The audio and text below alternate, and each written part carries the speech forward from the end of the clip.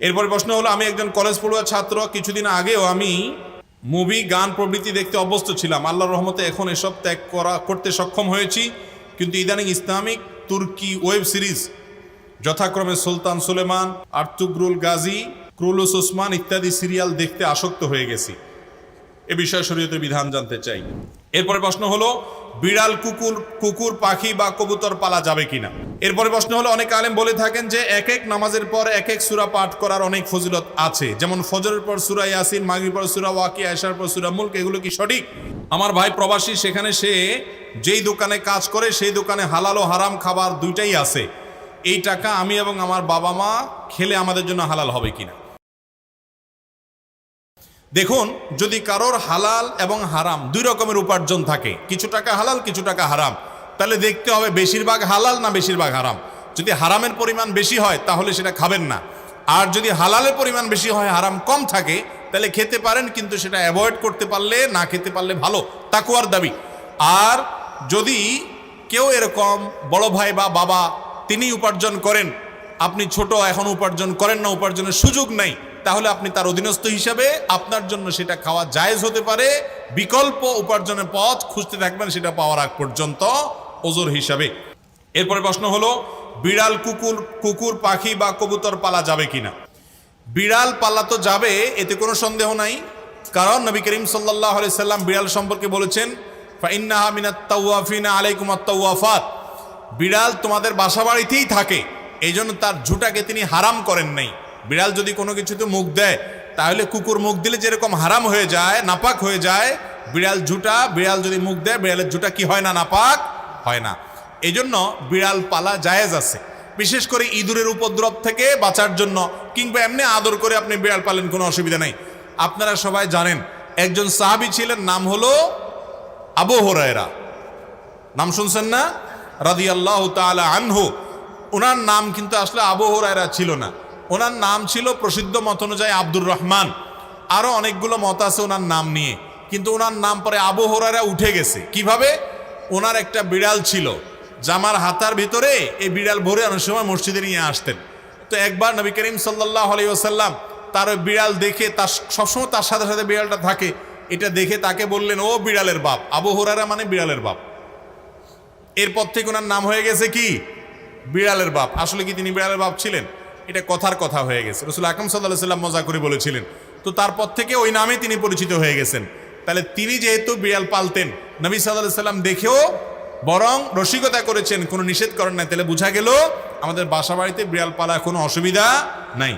কুকুর পালার ব্যাপারে তখনই জায়েজ হবে যখন কুকুরটা পালবেন আপনি পাহারাদারের কাজে, এবং সেটা বাসা বাড়ির ভিতরে না, সামনে তার থাকার জন্য আলাদা ঘর করে দিলেন, রাখলেন, খাবারের ব্যবস্থা করলেন। উদ্দেশ্য, ঘেউ ঘেউ করবে, চোর ডাকাত আসলে আপনাকে অ্যালার্ম দিবে এবং পাহারাদারি করবে। পাহারাদারের জন্য কুকুর পালা জায়েজ আছে, শিকার করার জন্য কুকুর পালা জায়েজ আছে। আমাদের দেশ সহ পৃথিবীর সব দেশে বিভিন্ন আইন শৃঙ্খলা রক্ষাকারী বাহিনীরা তারা বিভিন্ন কুকুর পোষেন। সেই কুকুরগুলো সিকিউরিটিতে তাদের হেল্প করে থাকেন এবং তাদেরকে প্রশিক্ষণ দেওয়া হয়ে থাকে। এগুলো সবগুলো জায়েজ আছে। কিন্তু বাসা বাড়িতে কুকুর পোষা, এটা ইসলামী শরিয়ার দৃষ্টিকোণ থেকে শখের বশে কুকুর পোষা, এটা জায়েজ নয়। আমাদের একটা বড় সমস্যা হলো, পশ্চিমাদেরকে কোনো কাজ করতে দেখলে আমাদের সমাজের কিছু মানুষ মনে করে ওই কাজটা করলে বোধহয় আমি একটু ভদ্র হইতে পারবো, একটু স্মার্ট হইতে পারবো, আধুনিক হইতে পারবো, জাতে উঠতে পারবো, আমাকে মনে হয় একটু শিক্ষিত লাগবে। এই জন্য ওরা যদি উল্টাপাল্টাও করে, অন্ধের মতো সেটা গ্রহণ করে। আছে না নাই? নবী করিম সাল্লাল্লাহু আলাইহি সাল্লাম বুখারীর হাদিসে বলেছেন, লা তাদখুলুল মালাইকাতু বাইতান ফিহি কালবুন আও সূরা। যে বাড়িতে কুকুর থাকে, শখের বশে কুকুর পালে কেউ, সেই বাড়িতে আল্লাহর রহমত নিয়ে ফেরেশতা প্রবেশ করে না। তার নবী করিম সাল্লাল্লাহু আলাইহি সাল্লাম নিষেধ করেছেন। এবং কুকুরের মধ্যে কিছু কিছু কুকুর আছে শয়তানের সুরত ধরে আসে।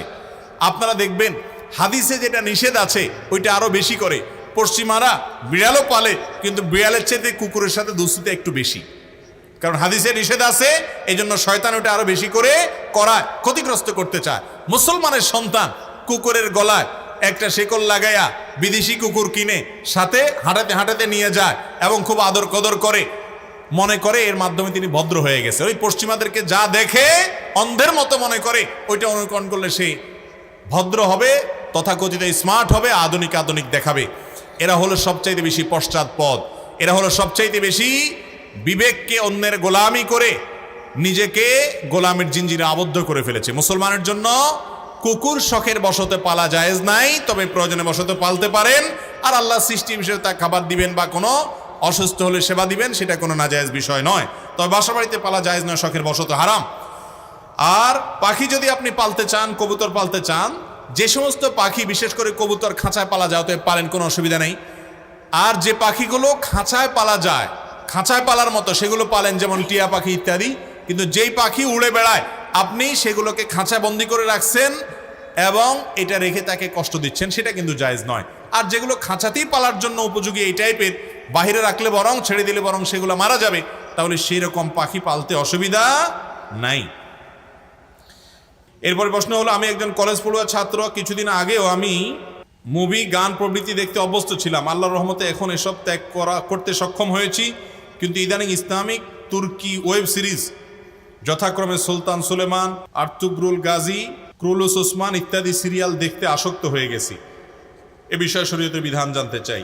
ভাইরা আমার, ইসলামের ইতিহাস জানা অনেক গুরুত্বপূর্ণ, কিন্তু ইসলামের ইতিহাস জানতে গিয়ে যদি আপনি ফিল্ম দেখতে হয়, আর সেই ফিল্মে যদি নারী পুরুষ সমান তালে অভিনয় করে এবং পর্দাহীনতা থাকে, অশ্লীলতা থাকে, সেখানে যদি মিউজিক থাকে, সেখানে যদি হারামের উপাদান থাকে এবং সেটা দেখতে গিয়ে যদি আপনাকে হারাম জিনিস অবশ্যই দেখতে হয়, অ্যাভয়েড করার সুযোগ না থাকে, তাহলে ইসলামের ইতিহাস জানার নাম করে সেরকম ফিল্ম দেখা জায়েজ হওয়ার সুযোগ নাই।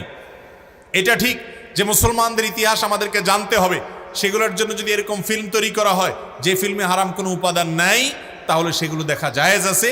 এবং এ ধরনের ফিল্ম যেগুলোতে হারাম উপাদান নাই, যেগুলো মানুষ দেখতে পারে হালাল, যেগুলোতে মিউজিক থাকবে না, নারী পুরুষের মিশ্রণ এবং পর্দাহীনতার যে ব্যাপারটা সেটা যদি না থাকে, তাহলে সেরকম ফিল্ম দেখা জায়েজ আছে এবং সেটা বানানো জায়েজ আছে।